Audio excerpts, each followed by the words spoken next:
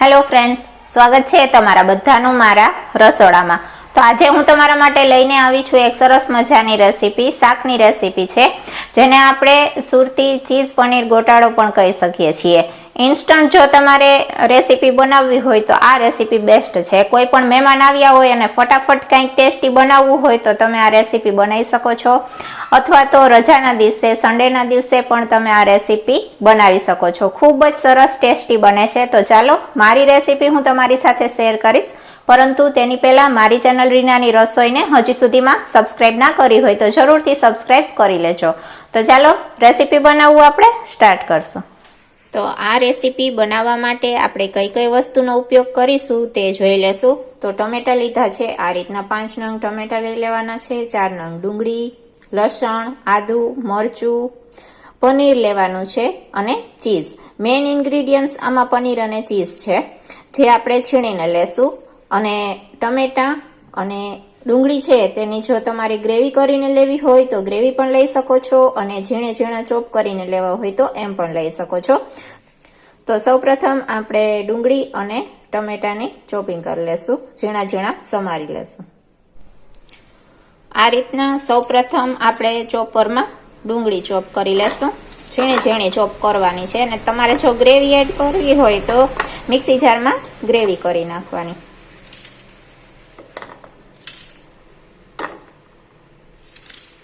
આ રીતે આપણે બધી ડુંગળી છે તે એડ કરી દીધી છે, ચોપરમાં ચોપ કરી લેશું।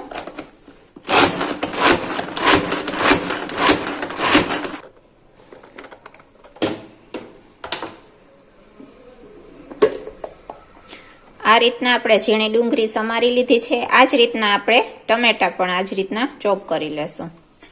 હવે આપણે ટમેટા ચોપ કરી લેશું। ટમેટા છે મેં આવી રીતના છાલ ઉતારીને લીધા છે, તમારે છાલ સહિત લેવા હોય તો એમ લઈ શકો છો। ટમેટો પ્યુરી પણ બનાવીને તૈયાર કરી શકો છો મિક્સી જારમાં। આ રીતના ટમેટાની પણ આપણે ઝીણી ઝીણી ચોપિંગ કરી લેવાની છે। તો તમે જોઈ શકો છો આ રીતના ઝીણી, સાવ ઝીણી ચોપિંગ થઈ ગઈ છે, ગ્રેવી જેવું થઈ ગયું છે। એક વાટકામાં કાઢી લેશું।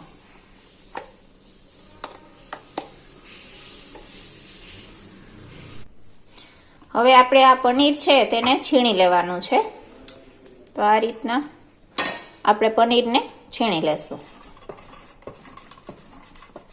આ રીતના પનીર છે આપણે ખમણી લેશું। હું અત્યારે આમાં 150 ગ્રામ જેટલો પનીરનો ઉપયોગ કરીશ, બધા પનીરનો ઉપયોગ નહીં કરું। આ રીતના આપણે પનીર છે તે ખમણી લેવાનું છે। તો આ રીતના પનીર છે તે ખમણી લીધું છે। આટલું પનીર છે તે આપણે રાખી દીધું છે સાઈડમાં। આપણે 150 ગ્રામ જેટલું પનીર ખમણીને લીધું છે। હવે એ જ રીતના આપણે ચીઝને પણ ખમણીને ઉપયોગમાં લેશું। ચીઝનો ઉપયોગ છે તે આપણે થોડો ઓછો કરીશું, પનીરનો ઉપયોગ વધુ કરવાનો છે। તો ચીઝને પણ એ જ રીતના ખમણી લેશું। આ રીતના આપણે ચીઝ પણ ખમણી લીધું છે। તો બધી વસ્તુ હવે તૈયાર છે, તો હવે આપણે શાક બનાવવું સ્ટાર્ટ કરશું। અને આદુ, મરચાં, લસણ હતા ને તેની આપણે ખાંડણીમાં પેસ્ટ બનાવી લીધી છે। સૌપ્રથમ આપણે પેન રાખીશું, તેમાં આપણે બટર એડ કર્યું છે। બટર અને તેલ બંનેનો ઉપયોગ કરીશું આપણે શાક માટે। અને તેલ લેશું, તમે એકલા તેલમાં પણ આ શાક બનાવી શકો છો। આ રીતે મેં 3 પાવરા જેટલું તેલ લીધું છે, જે અંદાજે 4 થી 5 ચમચી જેટલું થાય છે। તેલ ગરમ થવા દેશું, બટરને ઓગાળી દેશું, અને પ્રોપર રીતે તેલ અને બટર ગરમ થઈ જાય એ પછી આપણે તેમાં રાઈ એડ કરીશું। હવે આપણે તેમાં રાઈ એડ કરીશું। રાઈ ફૂટે એટલે આખું જીરું 1 નાની ચમચી, હિંગ એડ કરીશું, અને ઝીણી ચોપ કરેલી ડુંગળી આપણે તેમાં એડ કરી દઈશું।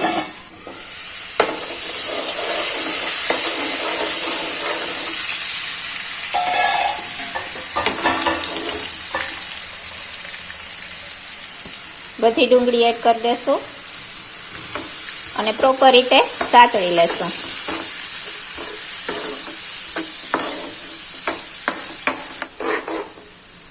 ડુંગળીને પ્રોપર રીતના ચડવા દેવાની છે. ઢાંકણ ઢાંકી અને આપણે ડુંગળીને પ્રોપર રીતે ચડવા દેશું, જેમાં 2 થી 3 મિનિટનો સમય લાગે છે મીડિયમ ગેસની ફ્લેમ ઉપર. જોઈ લેશું.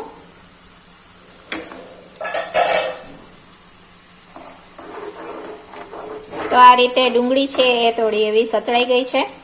પેલા ડુંગળી છે તેને પ્રોપર રીતના સાતળી લેવાની. હવે આપણે તેની અંદર આદુ મરચાં અને લસણ, આ રીતના આદુ મરચાં લસણની પેસ્ટ કરીને રાખી છે તે એડ કરીશું. તેને પણ મિક્સ કરી અને સાતળી લેશું.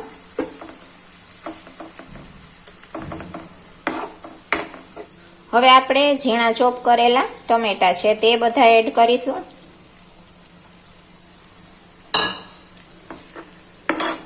પ્રોપર રીતે મિક્સ કરી અને સાતળી લેવાનો છે.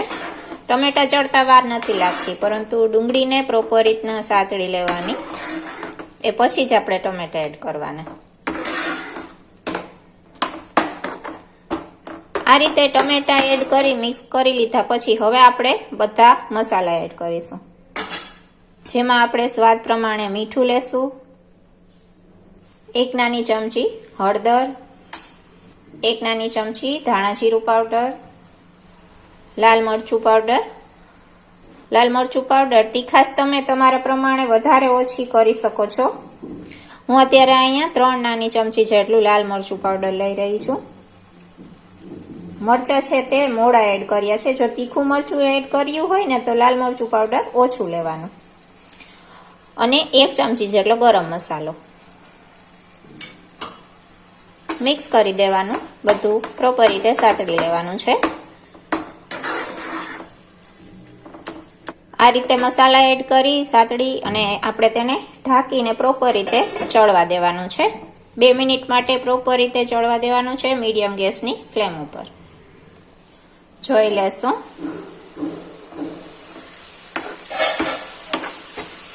તો એકદમ સરસ ડુંગળી, ટમેટા, આદુ મરચાં લસણની પેસ્ટ, મસાલા બધું જ પ્રોપર રીતે સતળાઈ ગયું છે.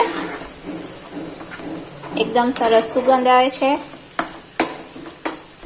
આ રીતના પ્રોપર બધું સતળાઈ જાય ને પછી આપણે તેમાં થોડું એવું પાણી ઉમેરવાનું છે. આ રીતે મેં અડધા ગ્લાસ જેટલું પાણી ઉમેર્યું છે. મિક્સ કરીશું એટલે એકદમ સરસ ગ્રેવીવાળું શાક બનીને તૈયાર થશે.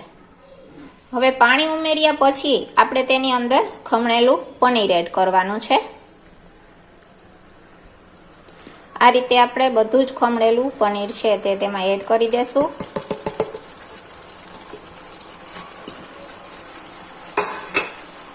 અને આપણે ખમણેલું ચીઝ જે લીધું છે તે પણ તેમાં બધું એડ કરી દેશું. ચીઝ પનીર છે એ મિક્સ કરી દેશું પ્રોપર રીતે.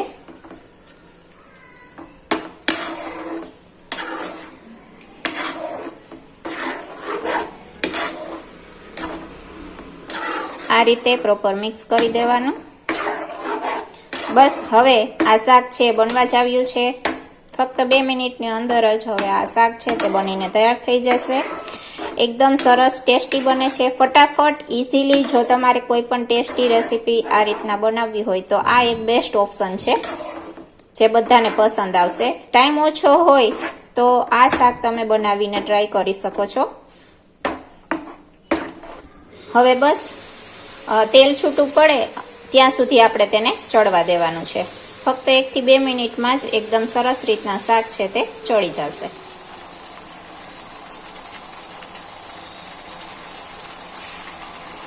તો તમે જોઈ શકો છો તેલ છૂટું પડી ગયું છે અને એકદમ સરસ આપણું ચીઝ પનીર ગોટાળો બનીને તૈયાર છે. તો આ રીતે એકદમ સરસ આપણું ચીઝ પનીર ગોટાળો શાક બનીને તૈયાર છે. ઇન્સ્ટન્ટ બની જાય છે. એકદમ ઝડપથી એકદમ સરસ ટેસ્ટી આ શાક બનીને તૈયાર થાય છે. એક વખત ચોક્કસથી ટ્રાય કરજો.